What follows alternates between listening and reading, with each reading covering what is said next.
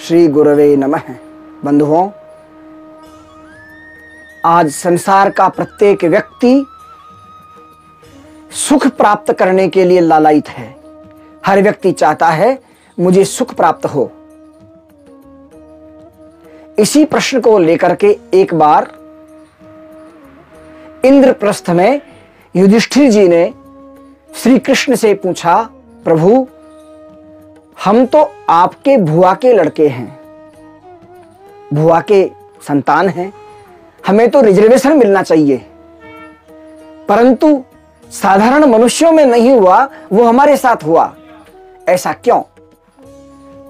जब ये बात हुई तो भगवान श्री कृष्ण ने कहा, भाई रिजर्वेशन देना होता तो मैं बैकुंठ में ऊपर रखता, यहां उत्पन्न करता ही क्यों? संसार में प्रत्येक व्यक्ति अपने कर्मों के भोग के लिए आता है। यहां न कोई सुख है और न दुख है। श्री कृष्ण कहते हैं युधिष्ठिर जी से, यदि तुम जानना चाहो तो इस पंखे से समझ सकते हो। पंखे की हवा आपको अच्छी लगती है, आपके लिए सुख है। वो हवा मुझे अच्छी नहीं लगती, मेरे लिए दुख है। पंखा न सुख है और न दुख है। फिर भी युधिष्ठिर जी, इस संसार में यदि आप सुखी मानो तो 6 व्यक्तियों को सुखी मान सकते हो।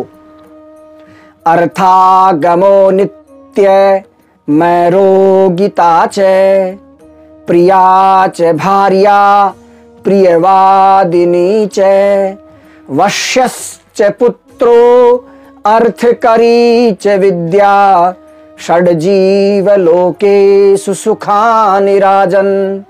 हे राजन, इस जीव लोक में इन 6 व्यक्तियों को आप सुखी कह सकते हो। मारवाड़ी में कहावत है, पहला सुख निरोगी काया, परंतु शास्त्र ऐसा नहीं कहता।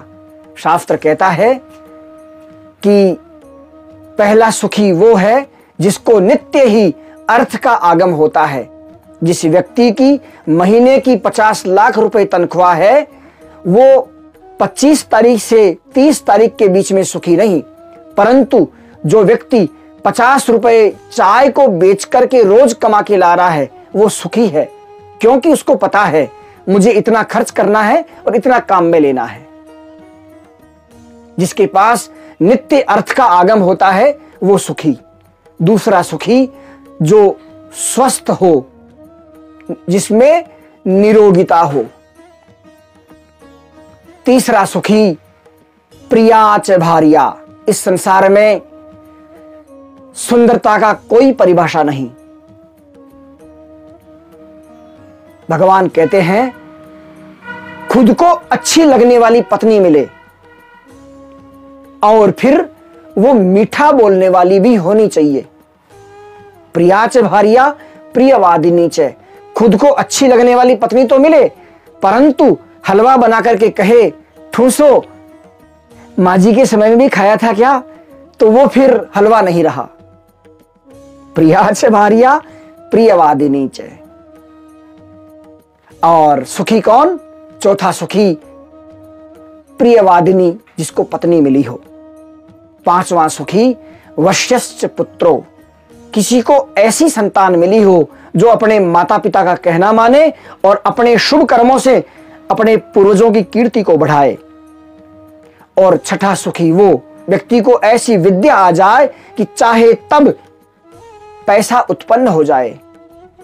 इन 6 के अलावा इस संसार में कोई भी व्यक्ति सुखी नहीं। इस सूत्र से हम यह भी समझ सकते हैं कि सदा सुखी रहने का सूत्र हमारे जीवन में इस संकेत से हमें मिलता है। अर्थागमो नित्य, अर्थात व्यक्ति को ऐसी विद्या प्राप्त करने का प्रयास करना चाहिए जिससे उसके हाथ में हुनर आ जाए और नित्य ही अर्थ का आगम हो। निरोगिता से संकेत है।